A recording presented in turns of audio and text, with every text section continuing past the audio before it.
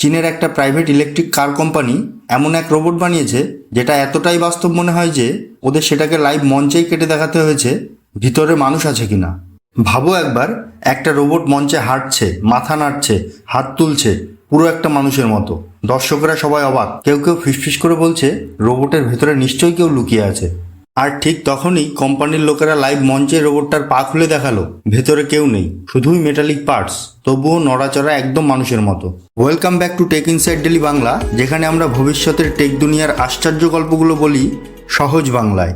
এই অবিশ্বাস্য ঘটনাটি ঘটেছে চীনের গুয়াংজু শহরে এক্সপেং নামের এক বড় ইলেকট্রিক কার কোম্পানির এআই ডে ইভেন্টে। ওরা এখন হিউম্যানয়েড রোবটও বানাচ্ছে, আর ওদের নতুন রোবটের নাম আয়রন। আর ওয়েস্টার্ন মিডিয়া একে বলছে so human like they had to cut it open. এই আয়রন রোবটের শরীরে টোটাল 82টা নড়াচড়ার জায়গা আছে, যেগুলোকে বলে ডিগ্রিজ অফ ফ্রিডম। তার মানে ওরা শরীরের প্রায় প্রতিটা জয়েন্ট নাড়াতে পারে আলাদা করে। আর শুধু দুই হাতেই আছে 22টা করে ছোট ছোট জয়েন্ট, মানে এমনভাবে হাত ভাঁজ করতে পারে যেমন আমরা আঙুলের নখ অবধি নাড়াতে পারি। রোবটটার ভেতরে আছে 3টে এআই সুপার চিপ, যেগুলো একসাথে প্রতি সেকেন্ডে 2250 ট্রিলিয়ন হিসাব করতে পারে। ভাবতে পারো একটা রোবটের মাথায় এমন শক্তিশালী কম্পিউটার বসানো যেটা 20টা ল্যাপটপের কাজ একাই করতে পারে। যখন রোবটটা মঞ্চে হাঁটছিল, দর্শকরা মনে করছিল না এটা নিশ্চয়ই কোনো মানুষ, কারণ এর হাতের গতি, পায়ের দোল পুরোপুরি মানুষের মতো। তখন এক্সপেংয়ের টিম বলে ঠিক আছে, তাহলে প্রমাণই দিই। ওরা মঞ্চেই রোবটটার বাইরের কভার খুলে দেখালো ভেতরে মানুষ না, পুরো সার্কিট আর সেন্সারে ভরা। কিছু মুহূর্তের মধ্যেই পুরো ইন্টারনেটে ভিডিওটা ছড়িয়ে পড়ে। অনেকে বলছে এটা আবার সিনেমার টার্মিনেটর নয় তো। কেউ লিখছে if this is real the future just arrived. আয়রনের শরীরে আছে বায়োনিক পেশি, মানে অনেকটাই মানুষের মাংসপেশির মতো।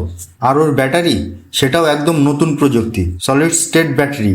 এগুলো লিক হয় না, ফেটে যায় না, তাই অনেক বেশি নিরাপদ। এমন ব্যাটারি যদি ভবিষ্যতে সফল হয়, তাহলে গাড়ি থেকে রোবট সব কিছুতেই বদলে যাবে শক্তি ব্যবহারের ধরন। তবে বিশেষজ্ঞরা বলছেন এই রোবট এখনও পুরো বাস্তব ব্যবহারের জন্য প্রস্তুত না, কারণ 1 ঘন্টা চলতে গেলেও এর ব্যাটারি, ভারসাম্য, সেন্সার সব কিছুই অনেক বেশি নিখুঁত হতে হবে।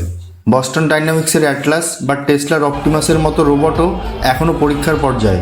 তাই মঞ্চের জাদু আর বাস্তব কাজ, এই দুয়ের মধ্যে এখনও বড় ফারাক। তবে এই ঘটনাটা একটা বড় প্রশ্ন তুলে ধরছে। যখন রোবট এমনভাবে হাঁটবে, কথা বলবে, কাজ করবে, তখন মানুষ আর মেশিনের মধ্যে সীমারেখাটা কোথায় দাঁড়াবে? একদিন হয়তো অফিসে, হাসপাতালে বা রেস্টুরেন্টে এমন রোবটই তোমার পাশে দাঁড়িয়ে থাকবে।